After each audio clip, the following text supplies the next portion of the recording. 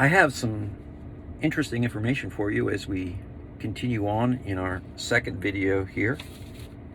And that is, did you know that there were actually 4 epistles to Corinth? And Paul paid at least 3 visits to Corinth. Paul says in 1 Corinthians 5:9 through 11 that he had written a previous letter, and that caused some of the Corinthian people to be startled about what he said. So he had to write 1 Corinthians, but he had already written a previous letter, so 1 Corinthians is actually 2 Corinthians. Then after 1 Corinthians, we learn in 2 Corinthians chapter 2 that Paul had to write after 1 Corinthians, which is really 2 Corinthians, that he had to write a sorrowful letter because enemies within and out and him dealing with situations at Corinth caused him to have to write a very stern letter. So he called that his sorrowful letter because they got mad at him. And ministry isn't easy, and they got mad at him. And then finally, he hears that the church at Corinth wants to reconcile with him, and he writes 2 Corinthians. So 1 Corinthians is really 2 Corinthians, and 2 Corinthians is really 4 Corinthians, because between those two, he had written and was dealing with problems. You say, well, Dave, we don't have those 2 letters of the previous letter and the sorrowful letter.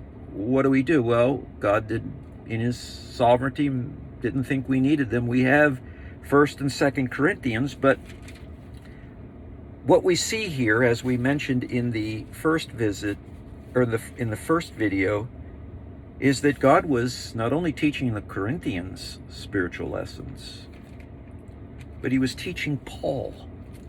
And the heart of what God taught Paul is in 2 Corinthians chapter 12,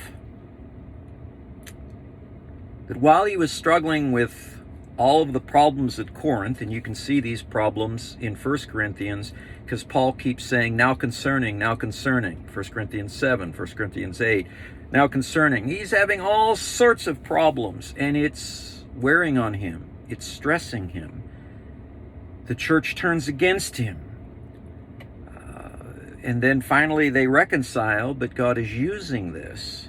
And he says this, that in verse 7 of chapter 12 of 2 Corinthians, because of the surpassing greatness of the revelations. You know, Paul had a lot going for him.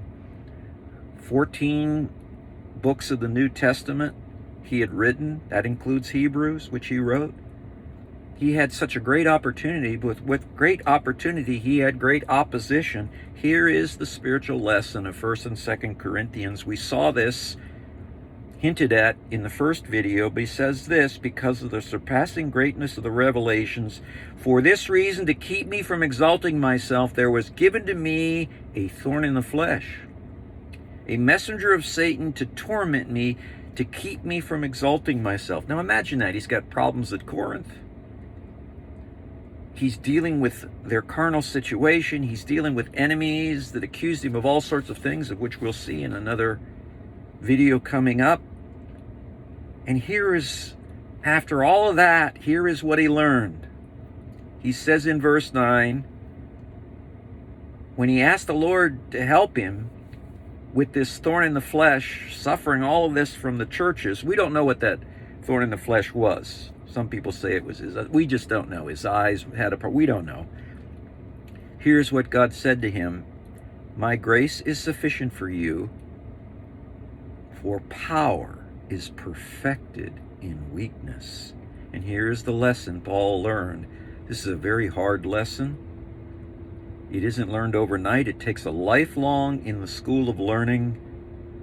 Most gladly, therefore, and Paul says, I would rather boast about my weaknesses so that the power of Christ may dwell in me. Now there's the key lesson.